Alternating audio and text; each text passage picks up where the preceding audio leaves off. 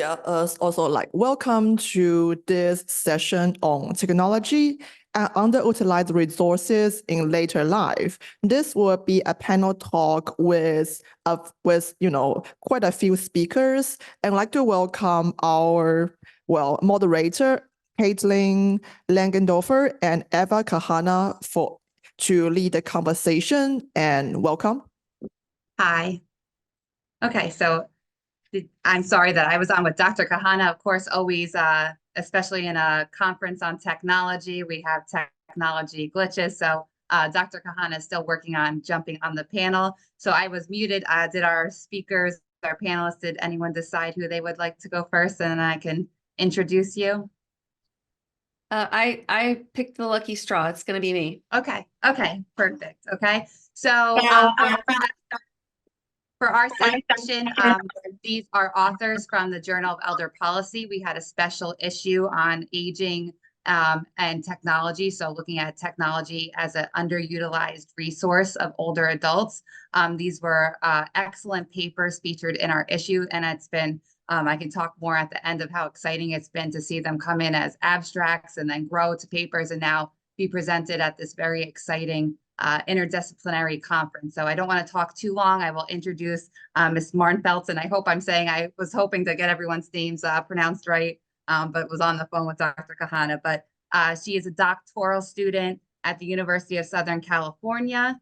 Leonard Davis, she has her master's in the science of gerontology. She conducts research at the Secure Old Age Lab at USC in the areas of justice in late life, the prevention of mistreatment and neglect of older adults, and interventions to alleviate caregiver burden, employing community-based participatory research where older adults play a central role in shaping policies and interventions, which is very important. So her interests lie in theory-based approaches to the prevention of elder mistreatment, including person-centered care. Okay, so I don't want to go on and on. We have really just great authors and scholars here. So I will let her get into her research. Okay, so each panelist, we have 3 panelists. We'll talk for 10 to 15 minutes. And I see Dr. Kahana on here now. She will, and I think she logged in on my Zoom, so it's saying my name under her, but Dr. Kahana will give a great discussion of these papers. Okay, so take it away for us. Thank you. Okay. Well, good morning and good afternoon and good evening, wherever you are from. I'm sitting in Los Angeles right now, so I'm very early morning today. And so what I'm going to present here is essentially what drives uptake of the technology use among older adults.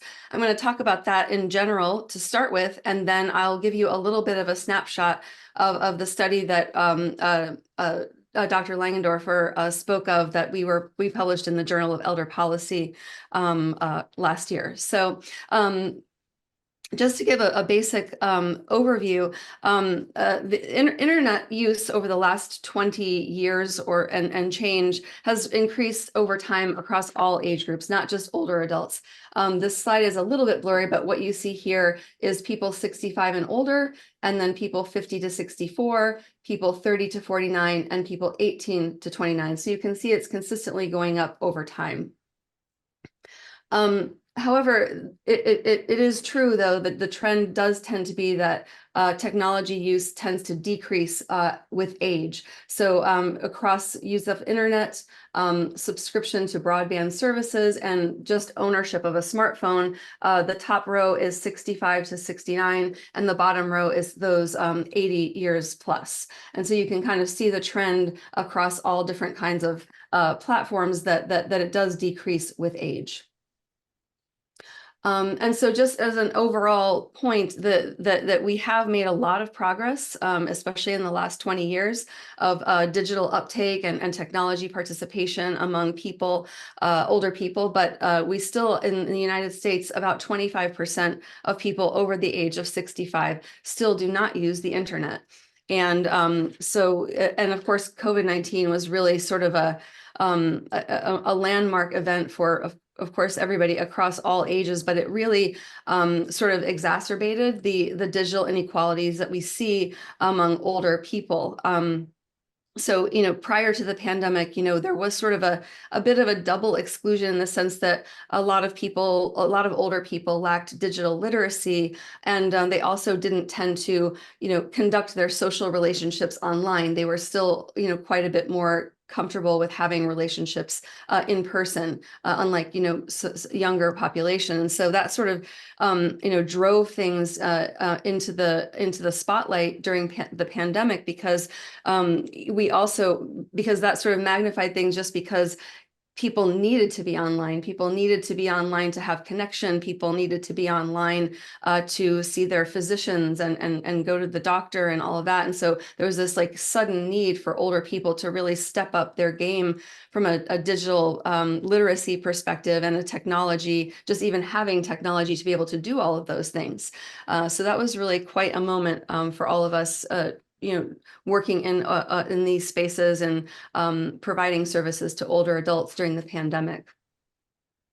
And so during the pandemic, the governor of California, Gavin Newsom, in 2020 issued an executive order. And this was for all people, but he specifically mentioned the people age 60 and older, that they needed as almost like a public utility, like you would need, phone service or water or electricity, that we really needed to make sure that we had broadband access for people over the age of 60 across the entire state. And so this executive order came out in 2020, in August of 2020.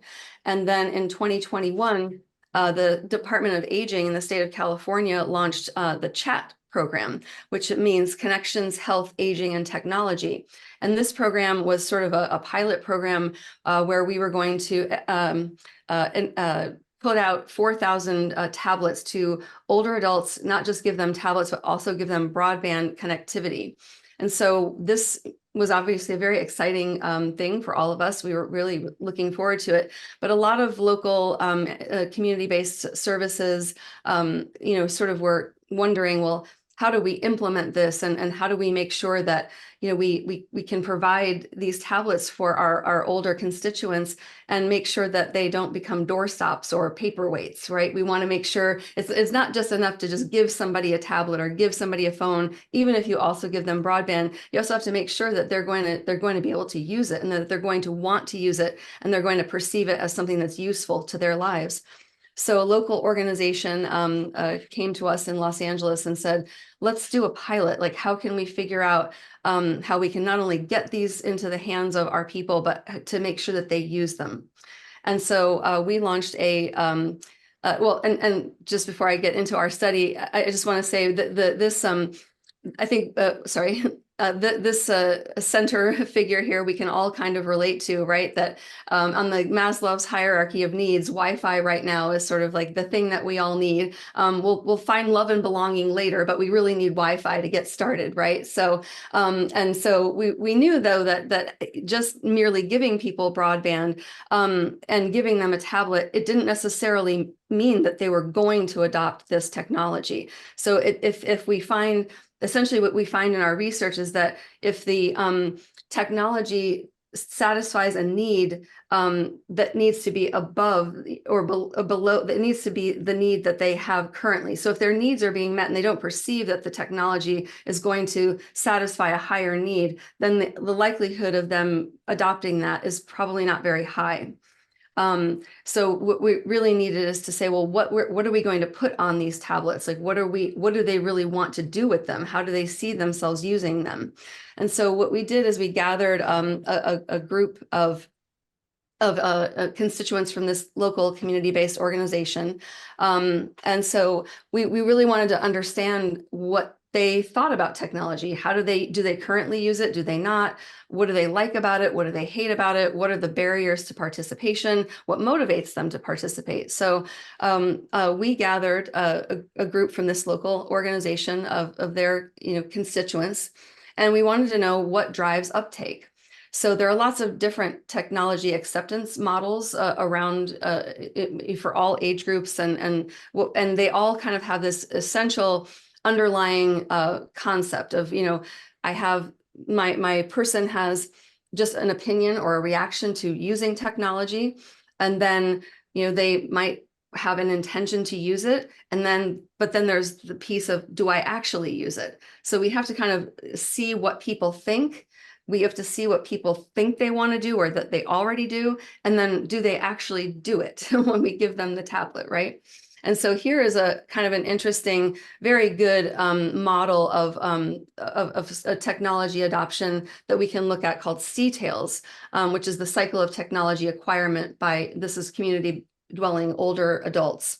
And so the idea, if we start from left to right, you have to take into consideration sort of the person's environment. You know, where do they live? What is their physical environment like? Are they rural? Are they urban? Do they have a lot of social connections? Do they have, you know, support? Do they have any challenges with living independently in the community? And so once we sort of give them a piece of technology, we are sort of disrupting their status quo a lot of the time, especially if they are not technology users currently. And so we talk about, well, what's going to sort of like enable them, you know, to do this. And one of the examples that I like to give that came up in our groups all the time was an enabling mechanism is oftentimes, you know, grandchildren who don't want to call, they don't want to write letters and things like that. And grandma and grandpa would love to get a call or a letter from their grandson, but they text. And so the grandparents will often be like, oh, I hate texting, but that's how I can communicate with my grandson. So that's sort of what you can think about when you think about an enabling mechanism. And then there's sort of an acquirement of a technological mean. And one example that comes up a lot in the pandemic, of course, was telemedicine. So I'm going to either maybe my child or my grandchild or someone is going to come and help me set up an iPad or something like that so that I can have an appointment with my doctor. And so they start to acquire these means either, you know, by proxy, or they get their own so that they can do these types of activities that they didn't previously have to do.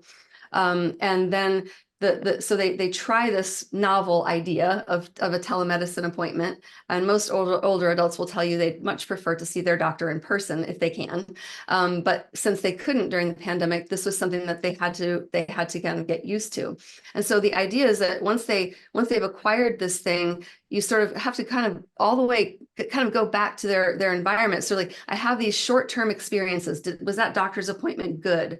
Did I like that? Or did I like having to do maybe online banking because I couldn't go to the bank, or I couldn't pay my bills the way I usually do? So what were those experiences like for people? And then they go back into their environment, and the question is, did I bring that stuff with me? Did I leave it behind? Am I kind of ignoring it? Or what do I think about it? Am I willing to kind of go all the way in? So this is just kind of giving you an overview of what it means and what it kind of looks like for older adults to adopt a technological solution.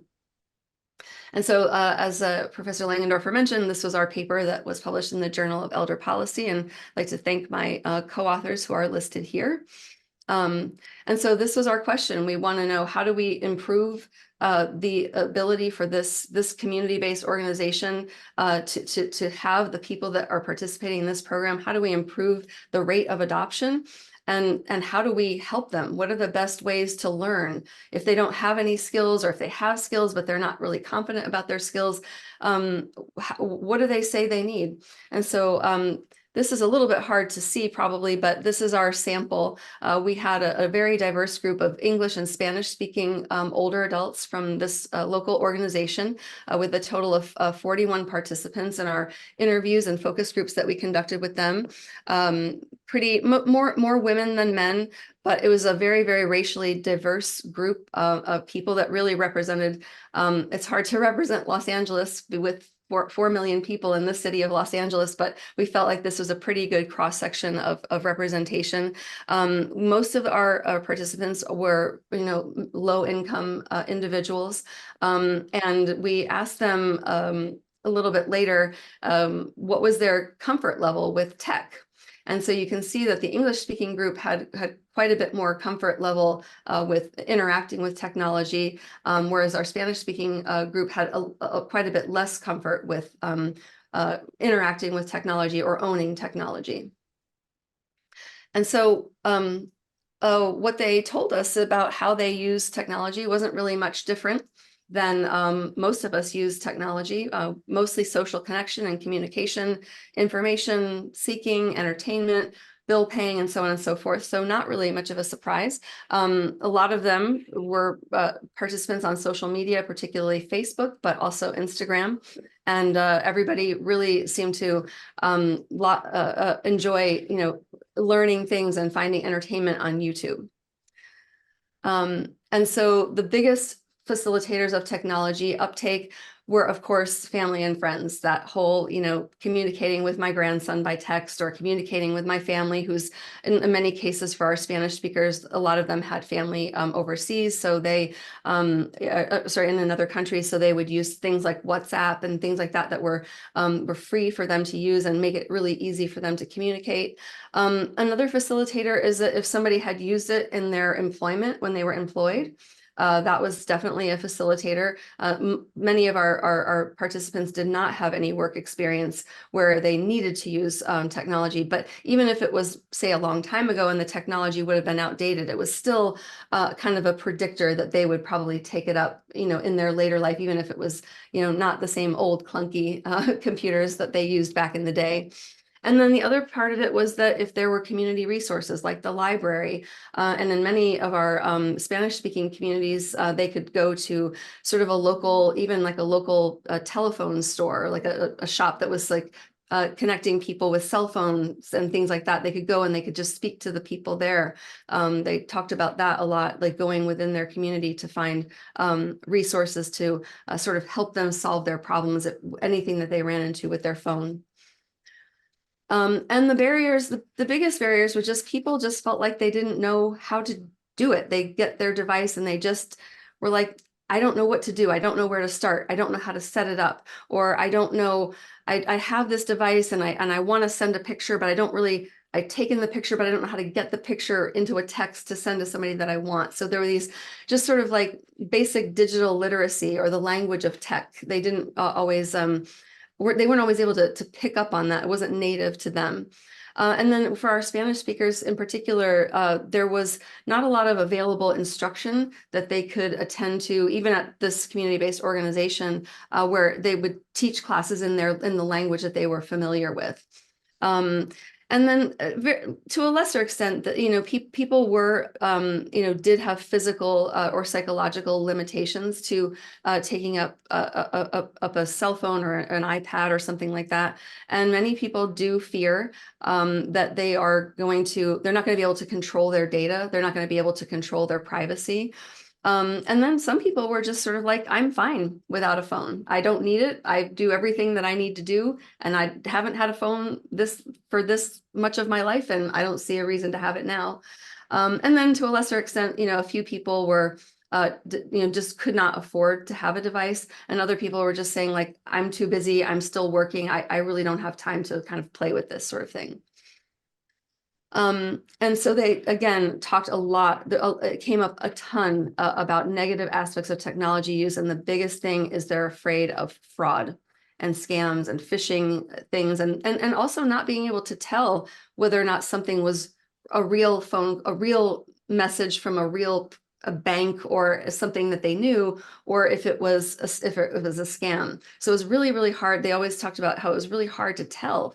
How do I really know? How can I really identify when someone's trying to take advantage of me versus when it's something legitimate that is really going to help me?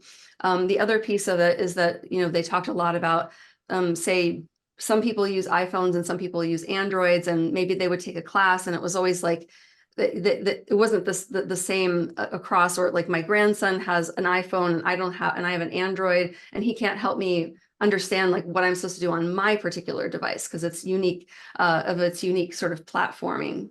And come in quickly, and we have one more minute kind of to wrap up your important information.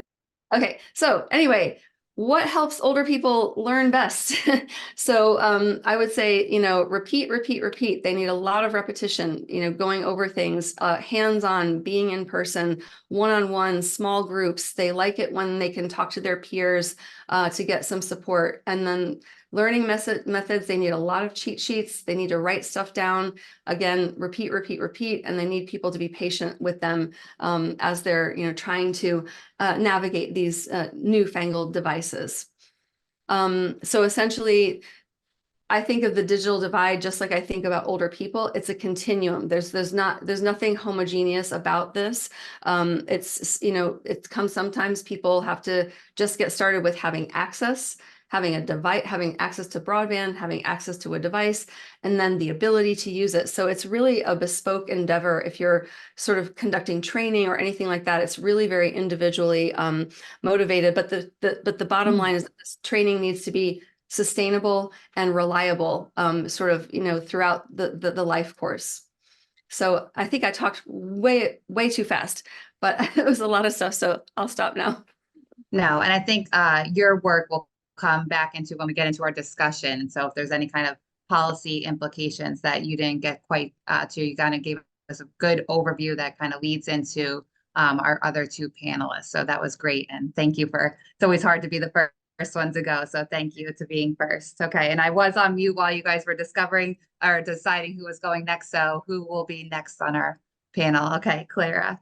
Okay. And Dr. Berridge, I should say. All right. So Dr. Berridge, hopefully I'm pronouncing it, you can fix it when you come in, right? Is an associate professor in the School of Social Work at the University of Washington. Her research focuses on the ethical and policy implications of digital technologies used in elder care. She studies data and information technologies such as remote monitoring systems and social robots, as well as the surveillance incentivized by AI of older adults and care workers. And she recently developed Let's Talk Tech, an online tool to help people living with mild dementia participate knowledgeably in decisions about technology use and their care. Okay, so she's going to talk a little bit, a lot about really interesting stuff that she did for her, that she does for her research and what was included in her paper in the Journal of Elder Policy. So again, I know you guys have so much to talk about, so I will stop talking and let you, and I will just come in around if there's 2 or 1 minutes remaining in your talk. Thank you. Thank you, Caitlin. I'm just having one little issue with slide share. One sec here. Okay, you have to take Let me just try it again.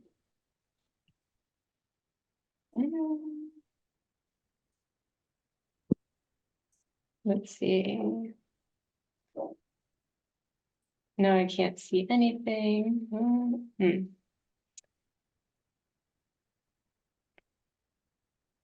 I think that my screen is there. It's just very tiny and I can't see how I'm supposed to expand it. I've never had this view in Zoom before. I don't know if anybody knows. I have this little presenter view. No, it's not even doing that. Something's interrupted there. I can see your slides, but they weren't like in view form. Right, so right. You may you may want to, for example, make your there we go. lectures notes smaller. I think that my monitor wasn't speaking to the other one. Is it working now? I just see your face, but I don't know if anyone else is seeing. Okay. What? So you don't see my slides yet? Does anyone else see them, or is it just me? Okay. No, we don't see the slides. We don't see the slides here. No. Let me try. No, we can't see. Don't take your time. Okay, we see your slides, just not in a big, the presenter. Right. Now are you seeing okay, it? that's better. Yeah, now it's working. Yep, Oh, good. okay. So Okay. are you seeing my notes page or are you seeing the slide? No, just your slides. So you're good. Fantastic. Thanks for your patience, everyone. Yes. So the title for this presentation is the title of our journal article in this special issue. And my co-authors on the paper are Wanjin Zhou, Julie Robillard, fellow panelist, and Jeff Kay. But I'm going to present additional findings stemming from that study, as well as some related other work that congeal around this topic of older adults' needs for data privacy and control. I'm going to pick up on the theme that Kelly raised on privacy concerns, but rather than technology use that's initiated by the older adults that she talked about, my research focuses on technologies that are often initiated by the caregiver or a family member for use in the home to support care. All of the research I'll talk about was supported by the U.S. National Institutes of Health. So the desire to predict and prevent health events through increased monitoring and analysis of behavioral biometrics is really driven by health and long-term care cost containment, as well as this widespread preference for people to manage chronic conditions at home. The need to be attentive to older adults' preferences for control and privacy enabled in technology design for these purposes is really pressing, and that's because of the strong momentum across countries to rely on technologies in care provision without always fully considering how they could restrict, maybe rather than enhance autonomy or privacy or human connection or other needs and values that people tend to care about. Negative attitudes also that some older adults hold towards these technologies, as Kelly mentioned, stem in part from privacy threats. McNeil and colleagues provide this privacy framework that includes functions of privacy that they identified through interviews with older adults. These functions are self-protection, autonomy, emotional release, control over the extent of information disclosed to whom it's disclosed, social identity, self-concept, and protecting others. And I've done some qualitative work in which older adults also draw really strong lines between privacy and autonomy or feeling free, as well as self-concept and control over disclosure. So all of these values are intertwined with privacy. This McNeil paper and others have recommended autonomy enabling options such as control over when a device is collecting data, and they caution that if ambient assisted living technologies are a success at the expense of individuals' privacy, then to what extent are they really empowering and improving well-being? So sometimes these technologies are called ambient assisted living, sometimes Internet of Things, smart health, smart home, remote monitoring. The terms are always in flux. We conducted a survey with an existing online cohort that was created at Oregon Health and Science University in the state of Oregon. The sample is age diverse, but it skews over older than 64. So we have a large group of people who are over 64. And because this is an online cohort that completes regular surveys about technology and health and well-being, they all have access to the internet. So while it's a relatively large sample, it's not representative of the US population. The sample is wider and has more education and technology resources than the average person in the US. So we might think of them as people who could be more likely to be early adopters of technologies, but this is an important limitation. We didn't have enough racial or ethnic diversity in the sample to do comparative analysis by race or ethnicity, like we did for some other sociodemographic factors that we outline in the paper. I'm not going to focus on that part of our findings today, but our survey covered a lot of ground, and we've published findings across 3 articles. I'm going to jump across those papers and pull out findings across the themes specifically of data control, privacy, and protections. The survey introduced participants to a range of technologies from location tracking while driving, in-home audio analysis, which is increasingly of interest to researchers for early detection of brain changes, video and audio capture through telepresence robots. And then we had another section specifically on virtual companions that use voice interactive AI. So not the Paro, the plush robots that don't speak, the animal-like products, but something that interacts via voice. And after introducing some of these, we asked questions about the degree of control they would want over such technologies. And we conceptualize control in this general way. We presented 5 options that represent a form of control, and we asked how important each would be considering the technologies, the range of technologies we just presented. And I fit 3 of those questions on the slide. As shown from left to right, they could select not at all important all the way to extremely important. So if you look at the high percentages of people who selected very or extremely important for most of these, it's pretty clear that these control options matter to people. And we also have a study of people living with mild Alzheimer's disease, answering very similar questions, albeit these findings are from a small sample of 29 people. But they were asked if they would want each of these options, and some of them overlap with the larger survey. You'll see that they all tend to be desired by most of these participants. So enabling control and privacy options, even in technologies for use with dementia care, seems to be very important for person-centered care. So note that in the sample, we have about 86% sure that they want to be able to pause a device. And in the larger survey, 94% thought that that would be very or extremely important. Moving on to the results from the questions about artificial companions, we showed them a couple examples of tabletop voice interactive robots and explained their function of holding conversations. And then we asked them about their comfort level with this. But what I'll focus on here is their responses to questions about the desirability of collection of 2 types of data via these companions and desirability of sharing it with various entities. About half of the participants reported that they either probably or definitely would want their facial expressions to be read by an artificial companion to infer their feelings, while only 15% were at least somewhat comfortable with an artificial companion recording their conversations. And those who were somewhat or very comfortable with the collection of each type of data were asked with whom they wanted that information about them shared. So we didn't ask the people who were not comfortable who they would want it to be shared with. So this is the percentages shown here had the smaller denominator. So from a sample of 825 to 142 people were asked about the conversation data and 444 for the emotive data. The most common entity participants wanted these data to be shared with is themselves, followed by their spouse or partner and a medical provider. Far fewer, about 1 in 4, would like to share either type of data with their children. Less than 20% would like to share their data with hired home aides, and they were generally not supportive of insurance companies or device companies using their data. We did content analysis of more than 300 of these participants' written in comments at the conclusion of the survey. And the most raised issue was that of invasion of privacy and perception that artificial companion robot-based data collection is excessive monitoring. The related issue of data security, third-party use, or exploitation of data were also specifically noted by numerous people.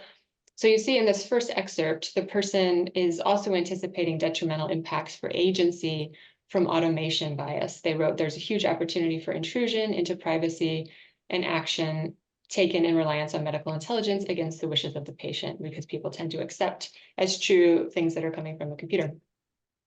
People emphasized need for policy in addition to good practices, and many stated that their desire for any of these technologies would be contingent on their ability to have full control over them.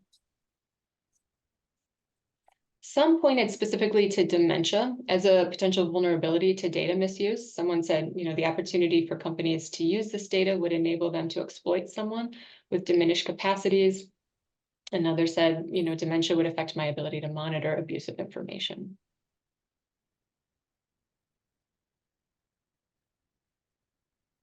Another example of data use concerns. Overall, this person likes the idea of AI companion or device to check in on a family member, particularly to alert medical service and family if an emergency arises. However, I have concerns about how that data is being stored and used by third-party companies. Far too often, that data is not being stored securely and being sold to third-party companies for data aggregation. So these survey participants' concerns are well reflected by domain experts in germ technology, who in a recent consensus survey we conducted identified prominent data risks posed by many different types of direct-to-consumer technologies that are used in home care for people living with dementia. Experts emphasize the idea of big data collection being needed without much knowledge for where it may end up. And of course, we know that with more data are increasingly easy to re-identify. So these were the concerns that they came to, the risks that they highlighted related to these data and privacy. There were other risks, but I'm not focusing on that here. These domain experts collectively identified strategies then to mitigate these risks and the other risks that they named as prominent and inherent in a full range of technologies. So listed here are just the high-level categories of risk mitigation strategies, which are outlined in detail in the paper. But one takeaway from the study is that solutions to protect against various forms of privacy threats need to be multi-pronged at various levels. There is no catch-all. So clearly there's need to design control and privacy-informed products from the get-go, that those would be more responsive to older adults' preferences. And there are all kinds of reasons why design has not been doing this very well, related to ageism primarily, I think. A very small effort of mine is that I co-teach a class on interface design offered in our School of Art History and Design for undergrad students on the importance of designing IoT, Internet of Things technologies, with control and privacy in mind for older adults. And it's very interesting and such a privilege to get to talk with undergrad design students about how to meet older adults' privacy and control needs. I find that they really get it. The second category I've highlighted is where I've spent a lot of time working on the level of user education through intervention development, including enabling informed shared decision-making for people living with mild dementia, and then proactively educating users during these decisions.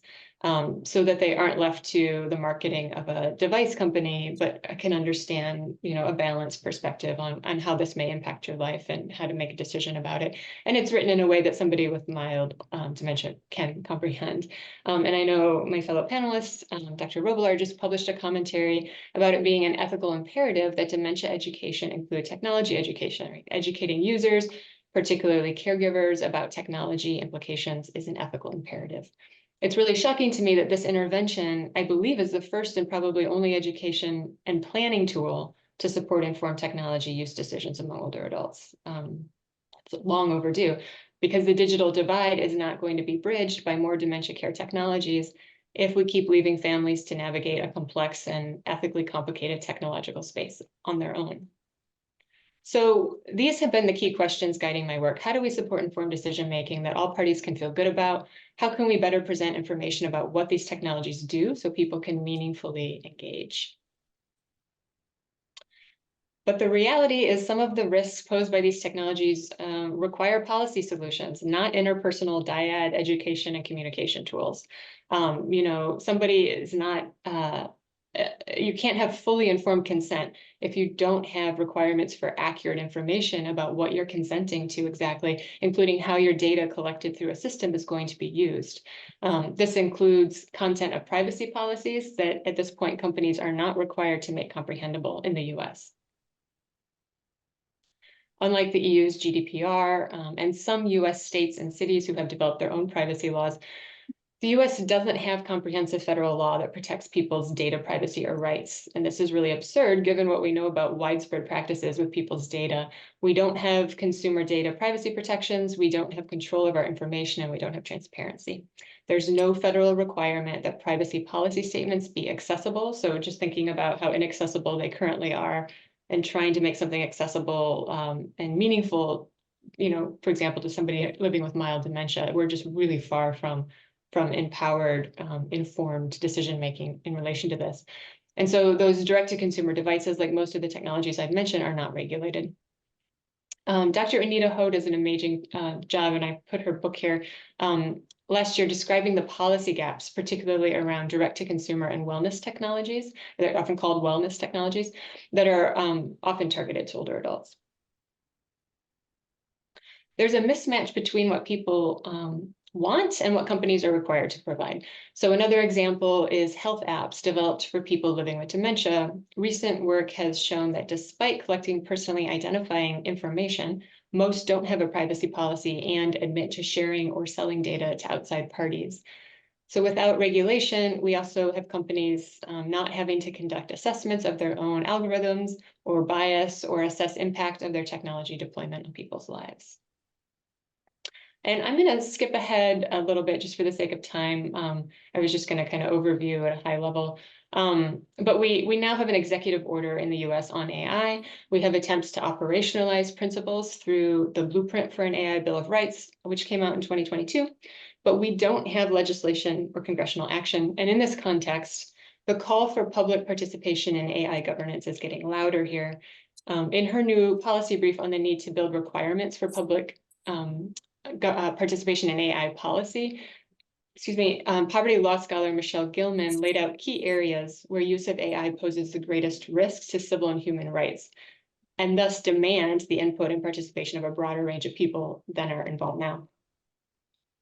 Examples of those are listed on the slide. Not everyone is on there that she notes, but while each of these is as relevant to older adults as it is to younger adults, our study participants speak most often to this issue of governance over gathering sensitive personal information. So that's why I've underlined that. So to conclude, it's evident that another key question needs to be, how do we enable, perhaps through opportunities for public participation, to ensure that the unique interests of older adults are represented in AI governance, especially regarding data-intensive technologies used for care purposes? Thank you. Thank you. That was really great and really informative. So thank you for your talk. And this will lead excellently, and was your co-author right on the paper in the Journal of Elder Policy, and then can speak to her own research. We're going to have Dr. Julie Robillard speak next and kind of round out our panel of speakers. So Dr. Robillard is an assistant professor of neurology at the University of British Columbia and a scientist in the patient experience at British Columbia Children's and Women's Hospital. She is an affiliated researcher with BC Children's Hospital Research Institute, the Women's Health Research Institute, and I'm not sure if I am pronouncing this right, the Maffigan Center for Brain Health and Vancouver Coastal Research Institute. She now leads the Neuroscience Engagement and Smart Tech Nest Lab and oversees a range of initiatives related to patient experience research. She brings her background in neuroscience and biomedical ethics to the evaluation and development of novel technologies to support brain health across the lifespan. So I'm really excited to hear her talk and kind of see how it's built on all our other panelists' research that we've listened to so far. So without that, I will let you take it away. So thank you. Thank you so much. I'm hoping everyone is good on the slides here. Yeah, excellent. Wonderful. Thank you. So I want to, it's a tough act to follow the two previous presenters, but I want to essentially bring this discussion to the policy and regulatory realm with some recent work that we've done in this space. And to get us started, I'd first like to thank a couple of important people. We have in the Nest Lab, which is part of Neuroethics Canada at the University of British Columbia, a group of older adult advisors. We just heard some calls for older adult engagement and research and policy development. We're trying to walk that walk. And so we have our own advisory, we call them the League. This is for the Lived Experience Expert Group, and they steer every step of the way in the research that we do. And so thanks to them and to, of course, the research participants whose voices you'll hear in this presentation. In my Nest Lab, I'm very fortunate to have an outstanding group of trainees, and I want to point specifically to postdoctoral fellow Dr. Jill Dosso for taking some of this work home that I'll be showing you today. And I'm very grateful to Clara Verich, who just spoke before me, who looped me into this wonderful group and session. And so very grateful for that. And this work that I'll be showing you is funded largely by AgeWell, which is a big Canadian network of age tech research and development. So the work that I'll be showing you today comes from a project we call the Disrupt Project. I spend probably 50% of my academic time coming up with acronyms. And so this one stands for Designing Innovative Social Robots Through End User Participation.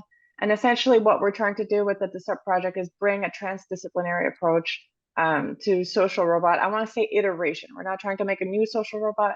We're trying to inform and improve on existing devices. For this specific project, we're focused on pet-like devices, and I'm showing you some examples of some of the devices that we've been working with in this project. On the left-hand side is a robot called Miro. In the middle, some of you may be familiar with this device. It's the Gesto Cat. In some countries, it's called Joy for All. And on the right-hand side is Sony's Aibo Dog. A lot of the work that we've done in the Disrupt Project has been looking at emotion and integrating emotion in social robotics in a way that's ethical and that really reflects older adult values. And I've put a couple of papers on this slide just to show you we've been interested in how we evaluate these devices, how we incorporate questions of emotion, how we model emotion in these devices, and whether companion robots are ethical and welcome. All of these are open access, and so you're very welcome to have a look. But for today, I want to focus on a separate piece that we did sort of at the end, but I'm realizing now maybe we should have done at the beginning around the policies that are available that are currently used to regulate these devices. And so here's what we did for this policy piece. We started with a content analysis or landscape analysis of existing policies on social robotics, specifically in the context of aging. We uncovered 47 policies. We did a thematic content analysis of these. We summarized them. And then what we did is we took this summary to a group of 17 participants to ask their impressions of what's good, what's bad, what's missing, essentially, from these policies, and where do we go from here. And we really wanted to come to our interview participants with something. Because we know if we come to them and we say, what do you think policies should include? We'll hear all of the same things that, we've heard already. And so we really, really wanted to focus on where do we go from what we have now. Our interview participants were a mix, about half and half of persons with a professional experience around dementia policy, dementia advocacy, and then persons with lived experience of dementia. So either themselves living with the diagnosis or as a care partner for someone who is living with dementia.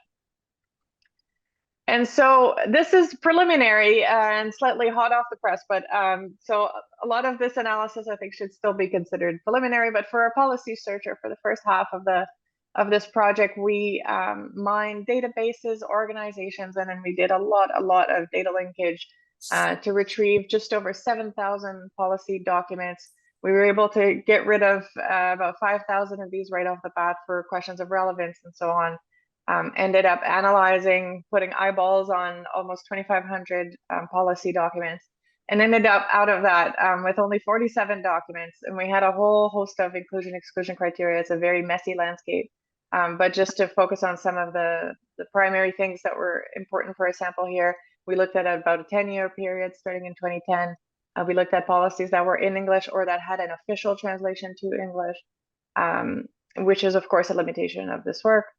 We look for policies that had a focus on social robots, not other types of robots. There's a lot of robots in manufacturing and so on. We're not really interested in those ones. And then we look for official statements from these organizations. So we excluded things like blog posts, for example.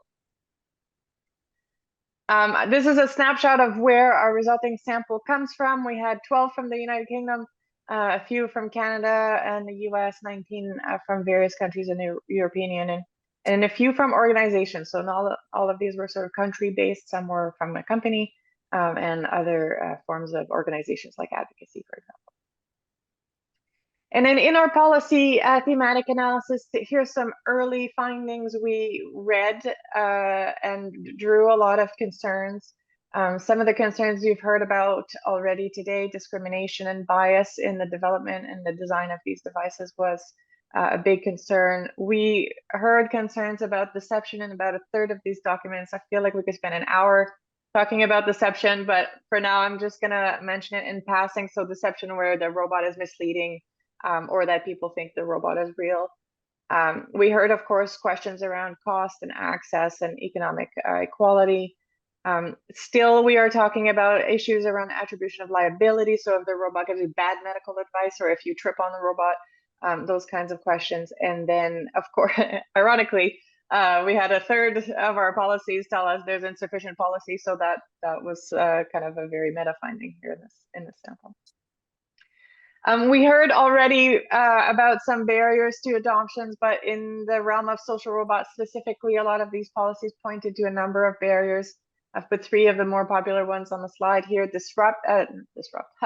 Distrust of the tech industry stood out as a big barrier to adoption. Value alignment stood out as a barrier, which is something we're very interested in the lab. We spoke a little bit about our focus on emotion and ethics and values and how these robots can be better responsive to that. So that was kind of a nice surprise to see sort of formal documentation recognizing that this is an issue. And then unfamiliarity with technology, which I think has been covered expertly by the previous speakers in this panel. In terms of the interviews, so we then took this sample to our group of interviewees and we asked them, what are you looking in the summary that resonates with you, or what are you seeing in the summary that resonates with you? What is missing and how do we go from here? And so 2 of the big areas of the interview focused on, who should be responsible for issuing these policies and who should be involved in the development of these policies. We had some interesting findings. So in terms of who should be responsible for developing these and for issuing policies that regulate the social robot for aging, we heard for most of our interviews that government and healthcare sector kind of stood out. And we had mixed findings about industry. I think in part because some of our policy documentation came from industry. And so I think seeing that was both comforting and concerning at the same time. And then to a lesser extent, issues by other organizations like advocacy organizations. So in green is should directly contribute. And then in blue is at a distance, and then yellow is should not contribute. When we followed up with who should be consulted, so not formally issuing, but who should be involved, what we're hearing, of course, is that end users is the #1 category here. Things like medical professionals and various forms of the public were talked about, and then, of course, government and things like that. You can see in red are the do not consult groups, and for this, we have the private industry as a do not consult group, which is a little bit at odds with the data that you saw in the previous slide, and then disease-specific organization. And what we heard, this is a quote from one of our interviewees, we heard this, the industry shouldn't be included because at the end of the day, their motivations are going to be a bit skewed and biased towards their bottom line. So that's a familiar concern here. I like to highlight this quote from one of our participants.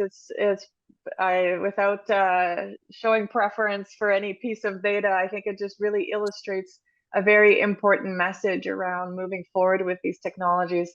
And this is someone, you know, I come to this project with a huge amount of enthusiasm for the potential of social robots and other technologies, but it's good to be reminded that without ethics, there is nothing.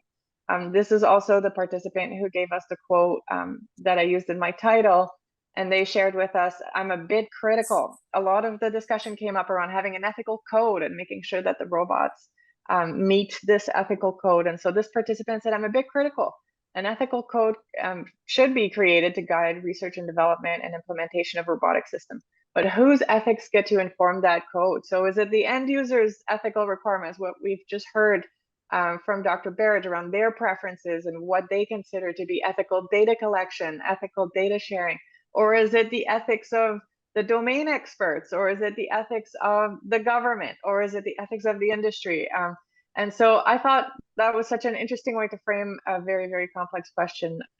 And I'm very grateful for all the input we heard from our interview participants. And so as a whole, if we take together our policy analysis and our interviews with end users and with experts, they suggested, of course, a number of recommendations. I'm putting 4 on the slide here for you that really stood out.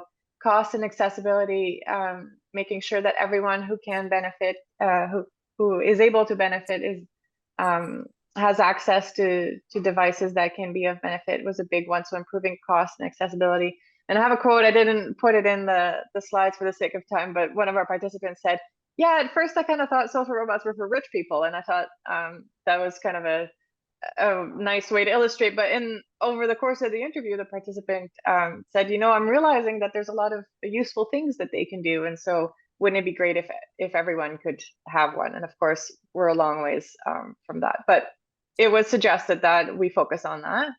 Of course, involving end users and minority groups is something that we are always trying to do more and better. And so definitely a call for continued efforts on that front.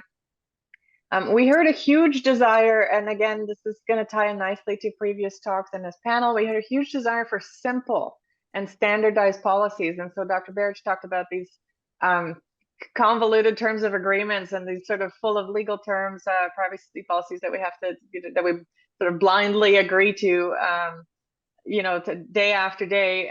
And so our participants told us, no, make it simple and agree amongst yourselves, agree amongst countries and organizations what is appropriate. So there's not a different policy for each device or for each country.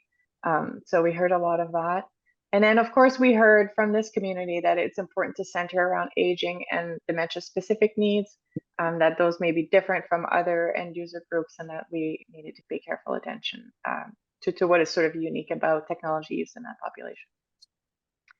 And that is all I have for you, and I'm very much looking forward to the discussion. Thank you. I love that picture at the end. That's great. So thank you very much to all our panelists. These have been, like I said, it's just been such a joy to watch, you know, when we issued the call for the special issue, to watch these papers and research come in, you know, as abstracts and grow to these, you know, developed papers, and now see, you know, how your research has even grown since this issue has been published. So again, I don't want to take any time. We have Dr. Eva Kahana, who has signed in under my link, you know, with technology. So she's listed, I think, under here under my name on her Zoom. But this is Dr. Eva Kahana, She is the editor-in-chief of the Journal of Elder Policy. She's also a distinguished university professor at Case Western Reserve University. She is a legend. She is my mentor for years now, but she has worked on a series of NIH and NIA-funded studies focusing on proactive adaptations undertaken by older adults as they face stressful life situations. She's also the director of the Elderly Care Research Center. We've done intervention work with older adults. So all of these talks really speak to what Dr. Kahana has advocated for throughout her career. So I am very excited to hear her discuss kind of these papers. And so I will have Eva take it away from here. Hello, everybody. I am not Caitlin, but I wish I was young like Caitlin and had all the interesting research ahead of me. But I am happy that it's still not behind me. I will be 83 years old next month, and most faculty my age are retired.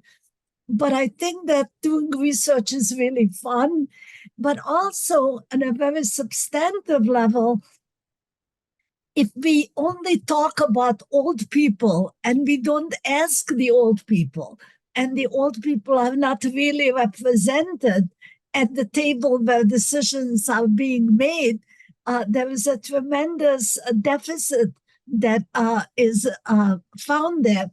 So, Caitlin, do we have 5 minutes between the two of us?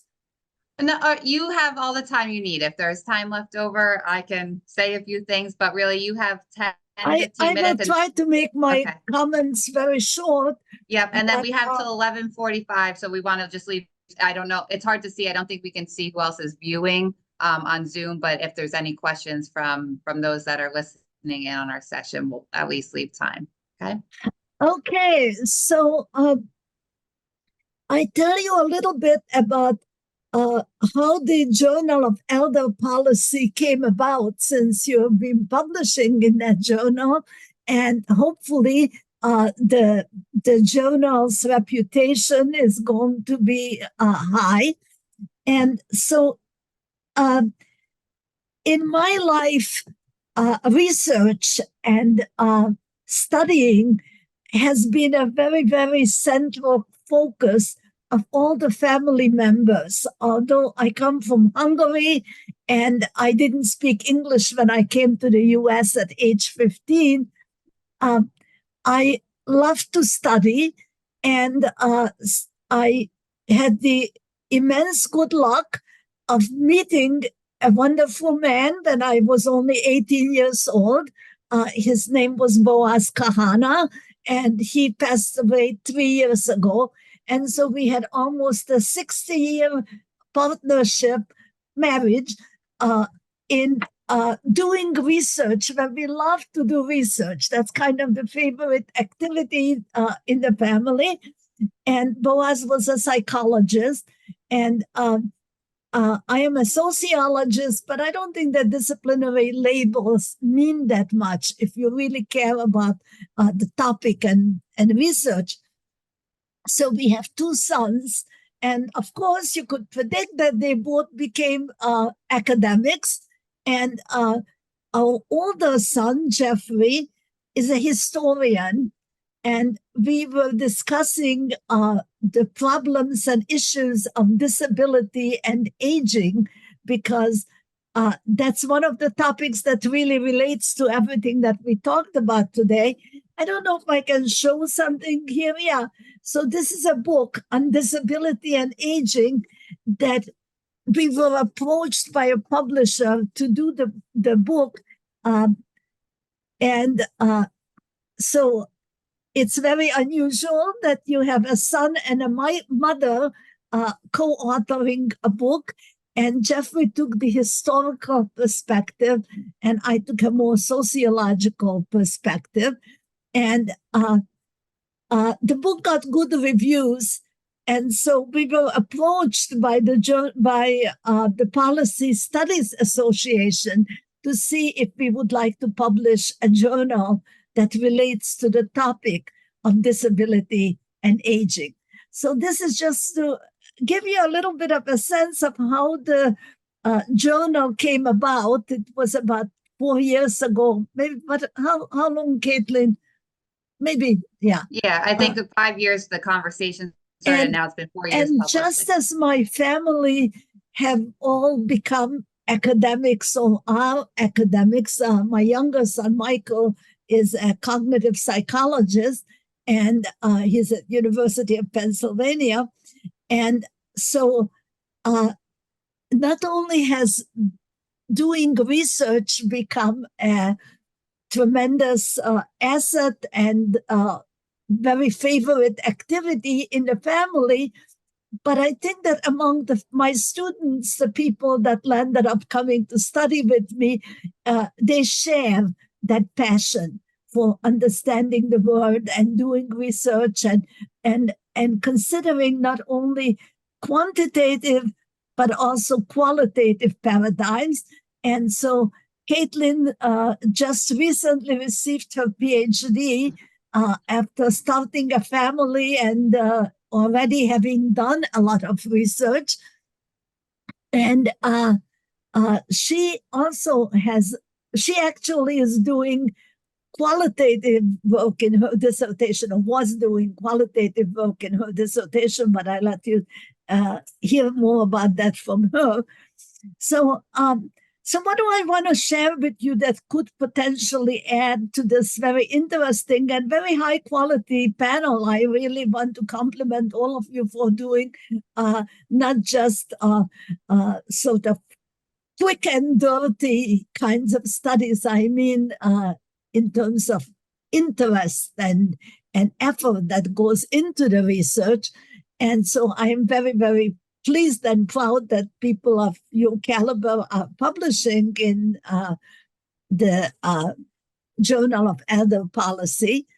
And so at the same time, I also want to say that the person that is left out of most of the studies is the older person as a participant.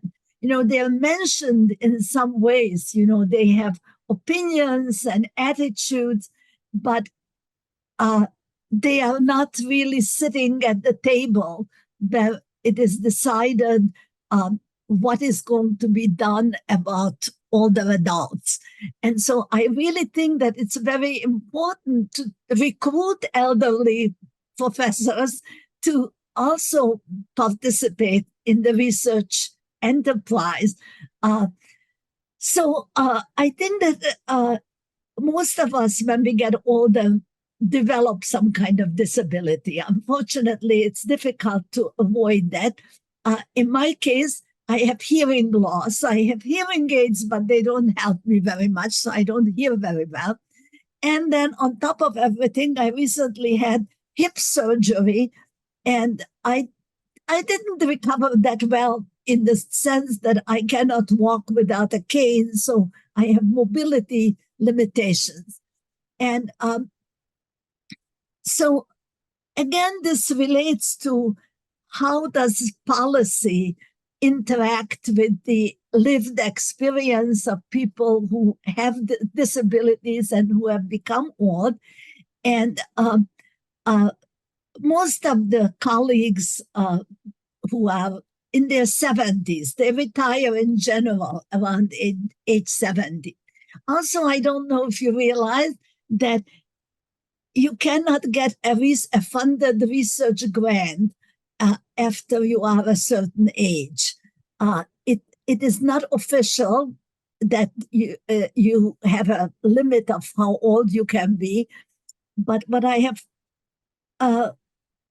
learned from people who have really been very active in the funding field, that age 75 is the unofficial age limit for getting a major grant.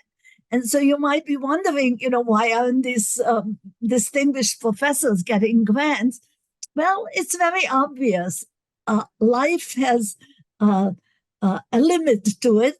And so when they review the grant, somebody will whisper to somebody else, do you think that this person will still be alive in 5 years from now when the study is going to end? And that's really a legitimate question. You know, you don't want to give millions of dollars to somebody who can't finish the project.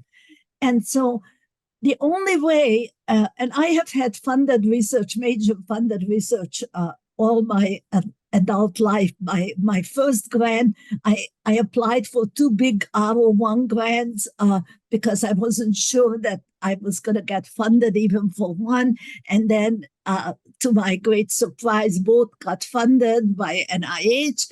And so here I was, 27 years old with a new baby and 2 big major R01 grants. So I think that it's easier to get it when you're young, but the problem is that if the old people don't get grants, then they are not at the decision-making table when people are considering what is the perspective of the elderly.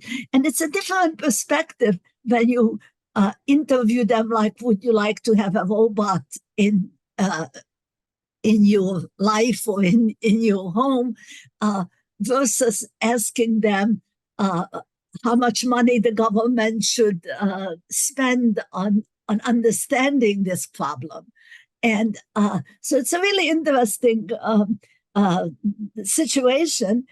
And so I am working full time because I have disability accommodations. I never knew that I would have to be applying for disability accommodations and prove to someone something which is really very obvious, that I can't hear well and that I can't walk well. And sorry so for I needed to get interrupting. We maybe were ending the session in 5 minutes. Are we needing to finish? In 5 minutes. I guess we have 5 minutes. Are there any questions that just in terms of, is there a way to see questions from the audience, or should we continue with our discussion?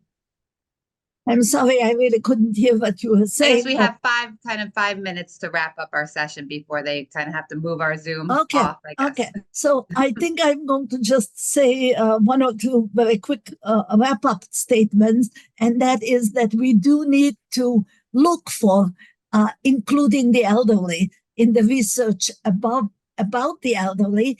And the way that I have accomplished that, and I say that in a sentence or two, is because I have a lot of students who have gone on to get PhDs, and they keep me involved. So I'm either a co-investigator on their grants or work with them. But I would encourage you, if you had any professors that you really thought highly of and who have the passion about research, that you involve them rather than just the other way of their involving you. And so I think on that note, I really would like to let Caitlin say something about her very interesting work and what she wanted to contribute. Yeah, I guess I will keep it brief because I know they'll probably come cut us off, but I just was really, I loved these papers and the presentations, kind of just bringing voice, right? Like I said, saw your work develop over time, and just the idea of, I think when we think about tech, we think about being in, the industry, and how do you even bring older adults into that? So it's just really encouraging to see that researchers like you at your caliber are bringing the voices of older adults in and seeing the value in that. I'm a mentee of Dr. Kahana, and so I always bring kind of my personal experience in. And I had my mom, it was yesterday, a year that she passed away from early Alzheimer's. So the idea of this tech being available for those with dementia and caregivers with dementia, I just see the true value in that. But the hesitancy, right, of the nefarious nature that could be around what I wanted on all the time when I'm crying or she's crying, or there's situations, right? This idea of having to be able to turn it off, but also times where it was so overwhelming for me for the last kind of 9 months. She was bedbound, and at times she was the strongest, smartest woman I know besides, Dr. Kahana. And just that it was hard for me to listen to her, lose her speech, or that she would get angry at me. She didn't know me anymore. So I would have to step out of the room and then feel this guilt, right? That caregivers often feel when they're not with their person. So to think that there's a technology or a robot, right, that in some way could still have interacting with my mom was just something that, if I couldn't be there, at least that's there and can pick up on things, their health and all of these. I could see just the value in it, but the hesitancies, right, of not being able to bring this in because we're worried about our information being shared. And I just want to really commend all of you for doing this research, because as Dr. Kahana always spoke about her mother, and her mom would say, Eva, you're writing all these papers, but how have you ever helped older adults, right? She always tells that story. And Eva did, Dr. Kahana did pivot, and she does this intervention work and having older adults speak up to their doctors, be more autonomous, and then starting this journal about public policy, right? Those are the things that, we can be writing these papers, right? But it's going to be the policy that changes things. So I just really appreciate that you guys have kind of stepped out of the academy in a way, talk to older adults, and then bring that back in to hopefully make changes to policies that will bring these technologies or bring, into robots or just technologies into their home. I just think it's really great work, and I appreciate you involving our journal in your research. So I will end there. I don't know if there's any kind of closing remarks that you have, but I don't want to kind of get cut off by the conference, but I just really appreciate you guys being part of this and your research. Thank you all. Thank you so much, everybody. Thank you you. everyone for coming to this panel, and thank you for this great conversation. Yeah, and shall we? Yeah. Okay. Yeah. So thank you, Yeah, everyone. I guess we can So we're ending conclude. the panel. Okay. But thank everyone for coming, including people in Zoom and in the room. Yeah. Okay. Thank you, everyone. Have a great day. Thank you.